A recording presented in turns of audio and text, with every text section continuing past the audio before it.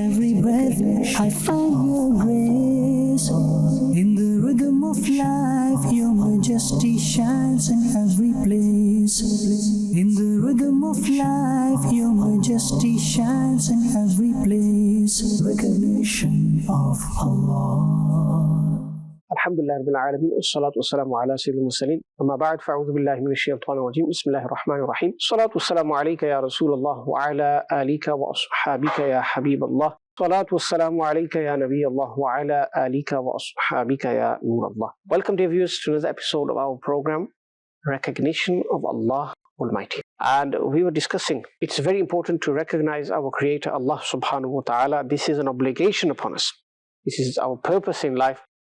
And the more ma'rifah we attain, the more recognition, gnosis we attain of Allah subhanahu wa ta'ala, the closer we become to His court, the more deserving we are of His bounties and blessings. So, in this regard, we were discussing various sifat of Allah. And we said that when you reflect upon the signs of those sifat, you see them all around you, and you connect all of these signs together, it leads to one conclusion: Allah subhanahu wa ta'ala exists. He has necessary existence. He is the creator. He is the one who brought all of us into existence from non-existence. We were discussing sifat related to His power, His knowledge. And in the previous episode, we began discussing the sifa al-khaliq. And this sifa is related to the creating of Allah subhanahu wa ta'ala, meaning the creating power of Allah subhanahu wa ta'ala, takhliq, and how Allah Jalla wa ala created everything, and He designed everything in the most perfect manner. He has complete knowledge regarding His creation, how insan will look, how jinnat will look, the lifespans, the ages, what they will do, what they will carry out, what's their role in this dunya. So He blessed insan with intellect. That's why we are mukallaf, we are legally bound to learn about Allah subhanahu wa ta'ala, recognize Him, believe in Him and His messengers alayhi salam, and the final prophet, our beloved sallallahu alayhi wa sallam. And we left off discussing how the creating power of Allah subhanahu wa ta'ala is so unique, so amazing, that He created insan and 8 billion humans approximately on earth, various appearances, differing complexions. Some are light-skinned, some are dark-skinned, some are fair, some are the opposite, some are in between, some are brown-skinned. Certain ethnicities have unique eyes. Certain ethnicities, their noses are a particular shape. Who ordained all of this? Allah subhanahu wa ta'ala ordained it. Allah ta'ala willed it. Allah ta'ala created like this. And we even discussed how in one family, look at the differences. That in one family, one mother and father have a few children. Each of those children are different in their height, in their eye color perhaps, in their hair, in their abilities, their intellect, all of these things. And Allah subhanahu wa ta'ala is the all-powerful one. Allah ta'ala is the one who has control over all things. Allah subhanahu wa ta'ala is the one who has power to do whatever He wills. Inna Allaha ala kulli shay'in qadir. Fingerprints we discussed.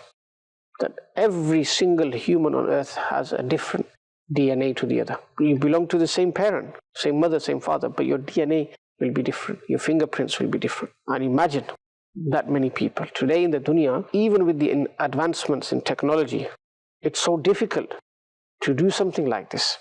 People try, people have failed, but Allah subhanahu wa ta'ala is khaliq and we're creation. That's the difference. Allah subhanahu wa ta'ala does things with ease, at will.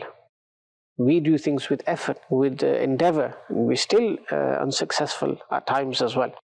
So Allah subhanahu wa ta'ala created us. وَاخْتِلَافُ أَلْسِنَتِكُمْ وَأَلْوَانِكُمْ. We discussed how the Quran mentions that from the signs of the existence of Allah, from Allah being the creator, is that He created people with differing languages. One person speaks English, another person speaks French, another person speaks Arabic, another will speak Mexican, another will speak Italian, another will speak Punjabi, another will speak Brazilian, someone will speak Chinese. So all of these different languages. And then when you go to a particular region, a particular country even, there are so many different dialects in that one same country, one region. Various dialects. Someone speaks differently to another. And that person knows where the other person is from just by hearing him speak, because they speak slightly different. Look at the subcontinent, look at Pakistan. So many different languages. You have Punjabi, you have Urdu, you have Balochi, you have Saraiki, you have Pashto. You have so many various languages in that one region, one country of the world. This is from the signs of Allah subhanahu wa ta'ala, the power of Allah subhanahu wa ta'ala. Allah subhanahu wa ta'ala says in Al-Quran Al-Kareem, خَالِقُ كُلِّ شَيْءٍ فَاعْبُدُوهُ. Allah ta'ala is the creator of everything, so worship Him. When mentioning how people will be different in their languages and in their complexions, in their appearances, Allah subhanahu wa ta'ala says, إِنَّ فِي ذَلِكَ لَآيَاتٍ لِلْعَالِمِينَ. Indeed, in that are signs for those who have knowledge, the knowledgeable ones. People who have actual knowledge, they will be able to understand from that Allah subhanahu wa ta'ala is the Khaliq of all this. It didn't come by chance. And those who consider themselves knowledgeable, yet do not recognize the Creator, Allah subhanahu wa ta'ala, in fact, they're not knowledgeable. They're the most ignorant. They believe in coincidences, things occurring by chance. You say, what coincidence has led to all of these differences in creation? How is this possible even? This is definitely not by chance. There's a Creator who made those differences. He created the creation like that. And this is a daleel upon His blessed Zat, upon Him being the Khaliq, Allah Azza wa Jal. In another verse of Al-Quran Al-Kareem, Allah Ta'ala again talks about the signs of His creation, that He is the Creator. He says, Bismillahir Rahmanir Rahim, وَفِي الْأَرْضِ قِطَعٌ مُتَجَاوِرَاتٌ وَجَنَّاتٌ مِّنْ أَعْنَابٍ وَزَرْعٌ وَنَخِيلٌ صِنْوَانٌ وَغَيْرُ صِنْوَانٍ يُسْقَى بِمَاءٍ وَاحِدٍ وَنُفَضِّلُ بَعْضَهَا عَلَى بَعْضٍ فِي الْأُكُلِ. Allah subhanahu wa ta'ala says, and in the earth there are parts near each other, vineyards, crops, and palms from one root or separate roots. They are watered with one water, and we give excellence to some fruit over others. Allahu Akbar Kabira. What's Allah subhanahu wa ta'ala saying? That observe the earth, observe the crops, observe the fruits. You'll have land where grapes are being produced, grapes are grown.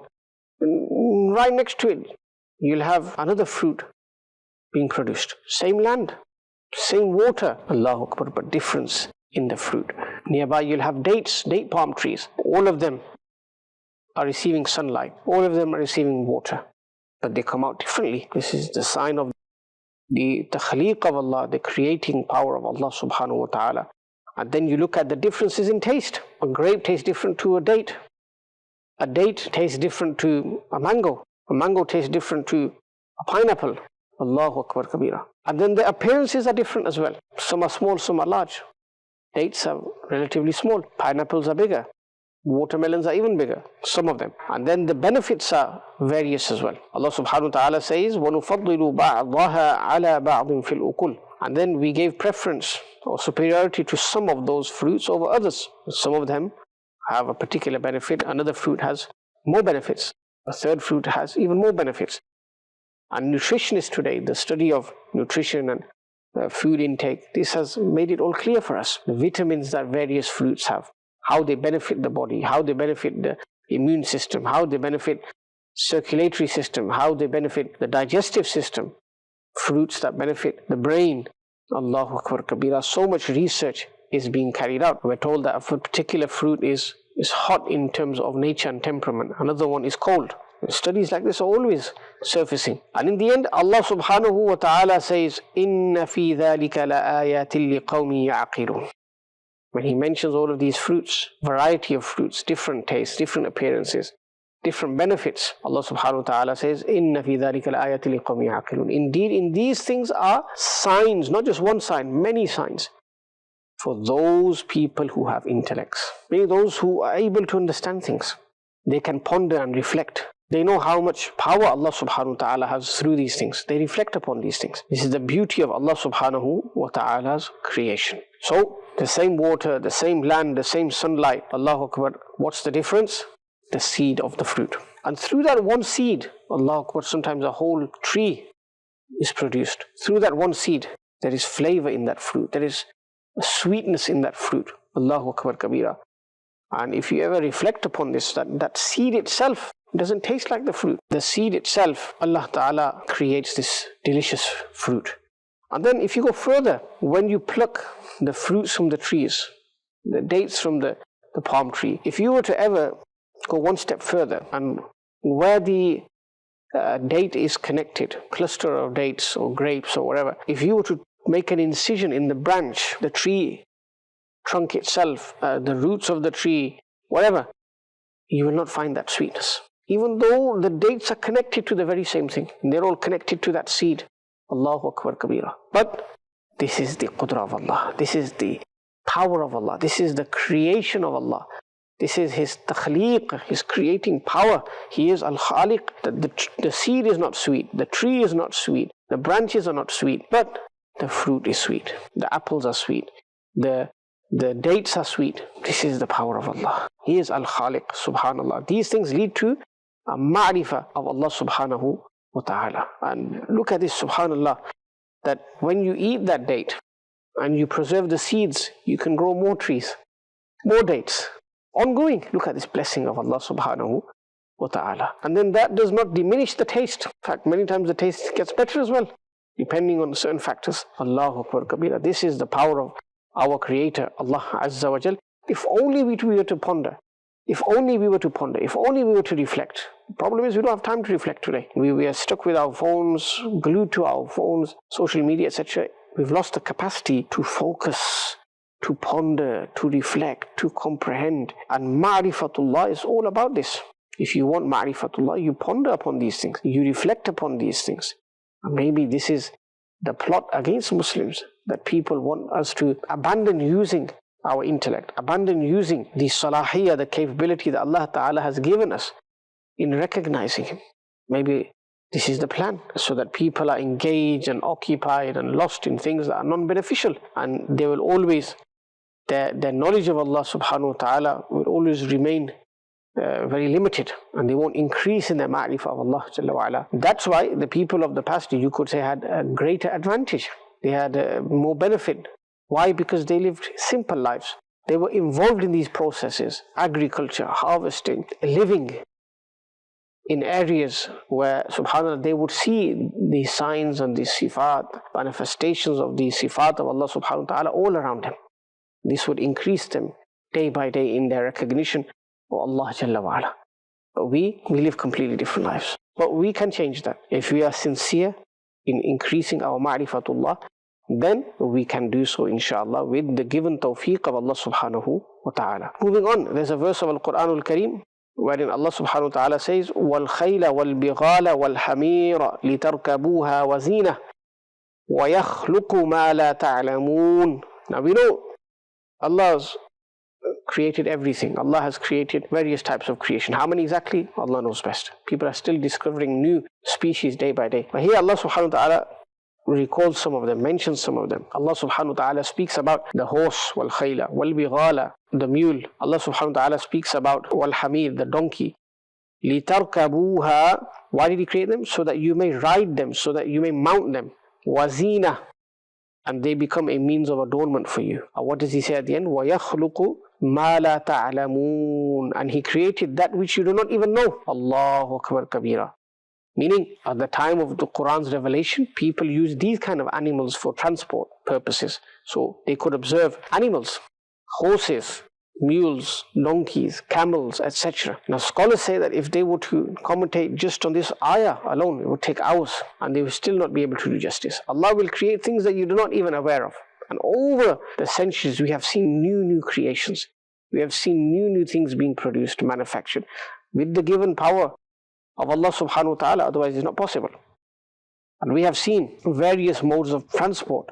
We have seen that bikes were produced, manufactured. We've seen cars, we've seen trains, planes. Now people travel to the other side of the world in no time. This was not something that could be perceived in the past. Thus, these are only things which are related to modes of transport. If you look at creatures, nowadays with social media, with media in general, you can witness and see so many aquatic animals, beautiful in their design, in their color, in their appearance. And when we look at them, we think, subhanallah, this is definitely not by chance. Look at the beauty in Allah Ta'ala's creation. So Allah has created so many things, and more things are being unearthed as well. More things are being discussed.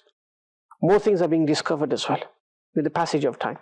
Humankind will never be able to fully encompass that, because Allah Ta'ala said, وَيَخْلُقُ مَا لَا تَعْلَمُ, created those things which you do not even know. And humankind, with the God-given ability, even created many things. Dolly the sheep, that was cloned. Then there was a ban on creating anything else after that. But maybe in the future, more and more things will be seen. Amazing things that the previous people never saw. And these things are being studied. Allah Ta'ala has created things that we're not even aware of. Even scientists, who many of them are atheists, they don't even believe in a creator, but they'll write things like Stephen Hawking, perhaps one of the last famous, in the current era, the famous scientist. He said that there's every possibility that in other planets there are creations, different creations, and for humans to interact with them might be destructive. Now, speaking from an Islamic perspective, it's possible. Allah Ta'ala may have inhabited those different planets, galaxies, places with different creations. وَيَخْلُقُ مَا لَا تَعْلَمُونَ. And we're discovering these things. We're learning about these things as every day goes past. Knowledge of Allah is complete. Knowledge of creation will never be complete. And He already said, وَيَخْلُقُ مَا لَا تَعْلَمُونَ. And then in another verse of the Quran, Allah subhanahu wa ta'ala says, وَمَا يَعْلَمُ جُنُودَ رَبِّكَ إِلَّا هُ. And nobody knows the armies of your Lord except Him. Now, dhati ilm, obviously, independent knowledge, personal knowledge belongs to Allah. And then Allah Ta'ala revealed to the angels that there is this makhluk or that makhluk. But generally speaking, we don't know about the armies of Allah subhanahu wa ta'ala. Now, another aspect of the verse that we were discussing earlier, وَالْخَيْلَ وَالْبِغَالَ وَالْحَمِيرَ لِتَرْكَبُوهَا وَزِينَ, the various animals were used as modes of transport. Ulama have an interesting discussion regarding this as well. They say that وَيَخْلُقُ مَا لَا تَعْلَمُونَ refers to the various new modes of transport. So we discussed cars, bikes, motorcycles, planes. And now there are experiments taking place regarding flying cars. We just had the electric cars. People talking about flying cars, flying motorcycles. In the air, وَيَخْلُقُ مَا لَا تَعْلَمُونَ, that with the passage of time, more and more things are being discussed. And in Italy, they recently even experimented and showed a car flying in the air. So these things are occurring every single day. And in the future, who knows what we will see. And people will pass on, and new people will come, they will experiment. But nobody will ever have that full knowledge. وَيَخْلُقُ مَا لَا تَعْلَمُونَ. There are many animals that become extinct. Look at the dinosaurs. We're still researching about that. Many other species. This is the power of Allah subhanahu wa ta'ala.